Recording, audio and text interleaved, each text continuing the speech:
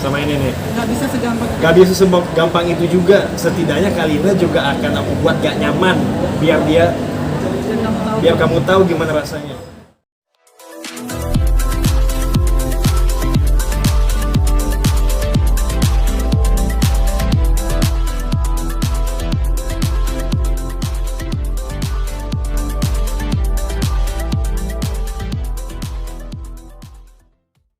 Dia bilang sini juga. Tapi andai kata benar juga, dia bilang katanya emang gak apa makanya. Lu sama Kalina maksudnya bro? Ini dari pihak sana nanya kan. Dia bilang cuma teman biasa. Tapi andai kata benar juga, ya nggak apa-apa. Justru harusnya kan Kalina mah sama gue udah pisah juga. Itu dia bilang. Di sini dia bilang katanya. Udah memperjelas. Sudah memperjelas bahwa di sini. Nah, saya besar ya. Tapi andai kata benar juga, ya nggak apa-apa juga. Harusnya kan Kalina sama gue sudah pisah juga. Nih, saya dan pihak sana sudah berpisah. Jadi kalau misalnya saya sama Ricky atau sama siapapun ya nggak apa-apa. Di sini ada jelas kata dia seperti itu. Jadi sebenarnya hubungan Mbak Kalina sama Ricky ini seperti apa sih, sejauh apa sebenarnya? Oke, saya sama beliau kita dekat. Tapi mau sedekat apa?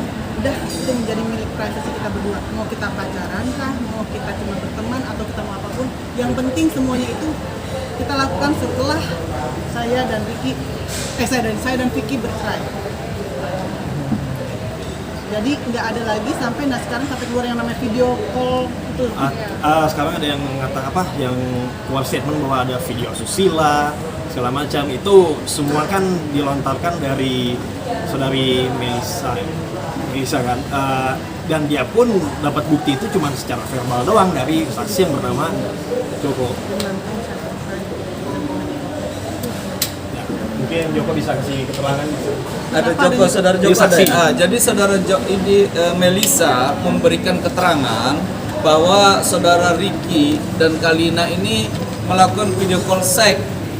Tapi dasarnya itu didasarkan katanya si Joko. Nah sekarang Joko ini kita hadirkan. Apa pernah Joko ini melihat, mendengar, menyaksikan saudara Ricky ini melakukan video call seks? Dan ini kan fitnah keji yang menyebabkan sebenarnya ini yang fatal nih, saudara-saudara beda yang fatal nih. Keluarganya Vicky ini tertekan, Ricky ini tertekan. Keluarga Ricky ini tertekan sekali.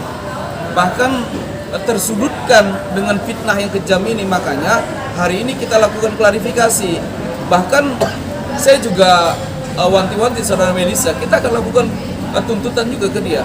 Kalau dia tidak bisa membuktikan fitnah terhadap klien kita 2 kali 24 jam akan melakukan upaya hukum.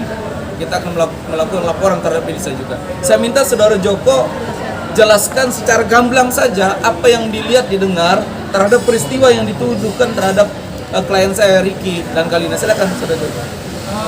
Itu kan tentang video call seks ya, VCS itu kan sebenarnya itu kan memang tidak ada. Nah ini awalnya ini adalah Melisa ini memang punya kedekatan dengan Ricky, suka dengan Ricky. Nah oleh karena itu dia memanggil saya untuk bertemu, ngobrol berdua, cerita. Di sini status Melisa ini kan sudah bersuami, sebagai teman. Saya kan juga agak kurang berkenan dengan mereka gitu, karena kalau terlalu dekat orang takutnya ada apa-apa gitu. Saya obrolin di sini, saya sedikit plesetin, saya candain. Melisa, udah mending ini deh, itu apa? Gue tuh pernah video seks sama cewek namanya Kalina. Hah, masa sih? Iya.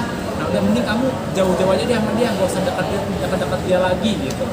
Nah dari sini inilah awal asal muasalnya video call seks itu. Padahal itu semua tuh nggak ada gitu loh. Itu cuma candaan, dan saya ngobrol sama dia tuh nggak terang-terangan media begini, enggak. Cuma one by one gitu loh. Saya sama dia doang gitu. Dan itu pun tidak ada bukti nyata seperti apa ya, foto, video ataupun rekaman yang menyatakan kalau Mbak Kalina dan Ricky teman saya ini melakukan hal itu gitu loh. Kata saya waktu video itu lagi buka-bukaan kan di tempat kamu waktu itu kan, katanya ada buka-bukaan, bener? Tidak ada, itu semua tidak ada. Itu semua hanya gosip, itu semua hanya rekayasa yang saya buat untuk menjauhkan saudara Melisa ini dengan Ricky teman saya. Tanpa sepengetahuan. Nah, dan ini pun saya sudah buat surat pernyataan ya. Oke.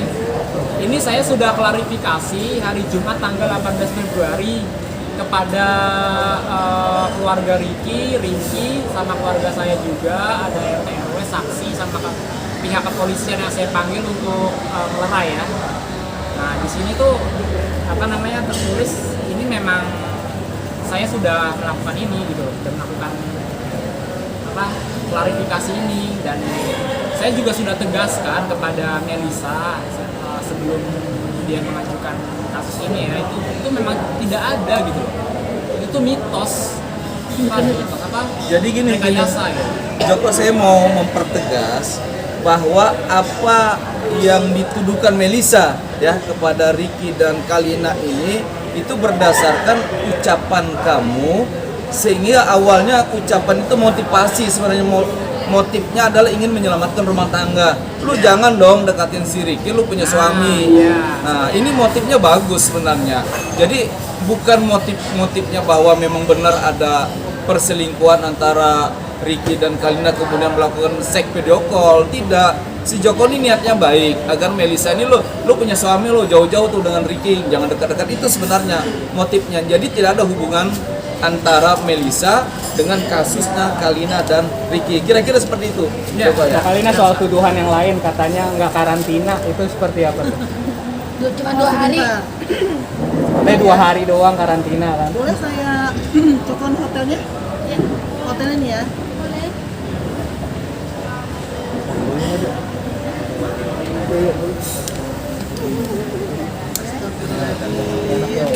Yang ngomong siapa?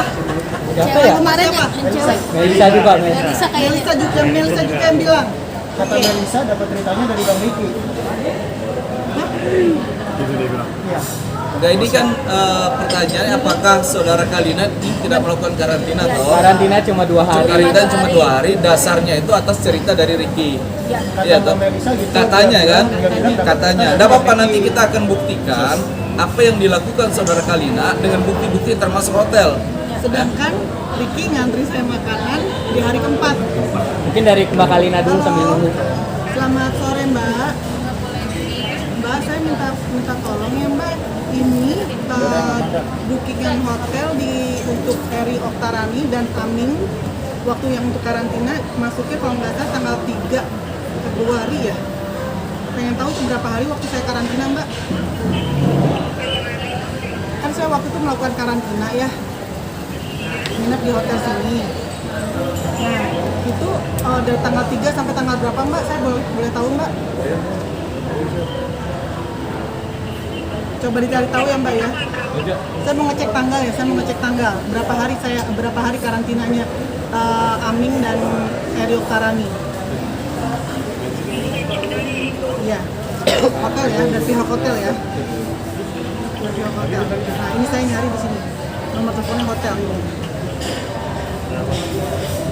Oke, nanti mungkin kita bisa, kalau belum ada nanti Ini ada. Oh iya. lagi cari tahu karena saya kemarin cuma 2 hari dan pernyataan Ricky, dia nggak mungkin bilang gitu. Karena apa? Karena dia nggak terima makanan saya di hari keempat.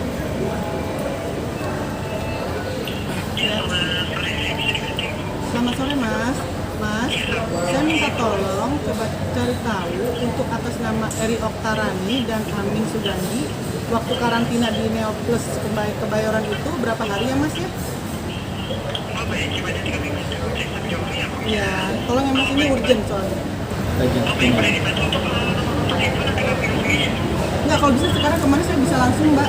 Mas, please Mbak, ini urgent banget Mas. Sampaikan kita lagi mengklarifikasi. Kita lagi klarifikasi karena saya dibilang katanya cuma 2 hari Mas. Nyangkut nama baik hotel juga. Nama baik hotel juga, dan juga ini kan nanti saya nanti bisa ditangkap juga kalau saya bohong. Iya, tolong ya Mas ya.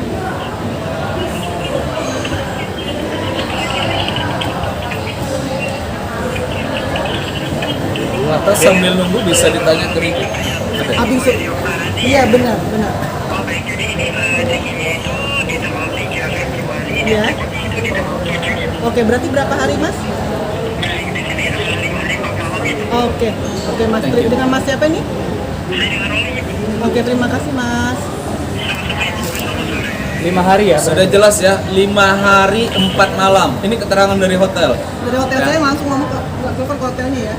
5 hari 4 malam. Mungkin Ricky juga bisa menjelaskan, mengklarifikasi atas pernyataannya Melisa itu. Jadi gini, mungkin saya selama ini ngobrol sama itu selalu secara verbal. Dan selama ini juga saya masih menjalin komunikasi dengan dia itu karena dia selalu ada beberapa kata pengancaman terhadap Kalina. Makanya di sini saya masih meredam saudari Melisa itu tersebut. Dan ini beberapa bukti pengancaman yang diajukan oleh Melisa.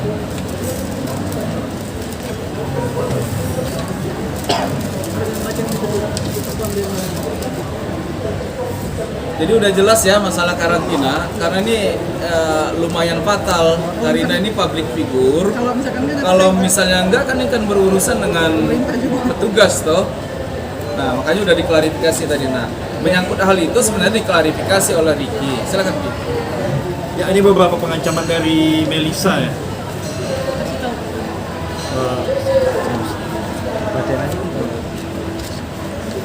Beberapa chat dari dia ya. Awalnya saya bilang, saya buka blokir dia, terus saya bilang tolong jangan Kalina lagi, jangan teror-teror dia lagi. Lalu Melisa bilang, orang kalau udah sakit hati bisa ngelakuin apa aja dan bukan urusan kamu. Sambil ke arahin ke kamera. Baca. Saya bilang lagi di sini dia nggak tahu apa-apa. Terus dia bilang lagi di sini dan aku bisa buat lebih dari itu. Ini dari kata Melisa ya.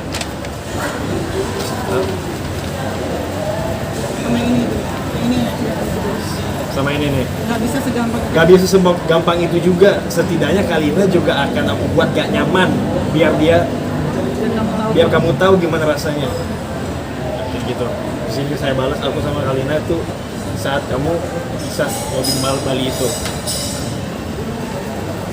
Dan masih banyak lagi. Masih banyak lagi lah, salah satunya inilah. Nah di sini juga ada beberapa lagi ancaman dia yang saya bilang dia nggak tahu apa-apa ya. Terus si Melisa ini bilang, dan aku bisa buat lebih dari itu. Ingat ya, orang kalau udah sakit hati bisa ngelakuin apa aja. Terus saya bilang, jahat bener. Terus kata dia, jahat siapa? Kalina nggak tahu. Terus saya bilang lagi, Kalina nggak tahu apapun dan dia nggak tahu apa-apa. Tolonglah jangan buat dia tertekan. Terus dia balas lagi, makanya biar dia tahu siapa kamu, siapa aku, dan dia siapa. Fair kan? Nah, oke. Dan masih baik lagi sebenarnya. Jangan lupa ya di subscribe dan nyalakan lonceng notifikasinya.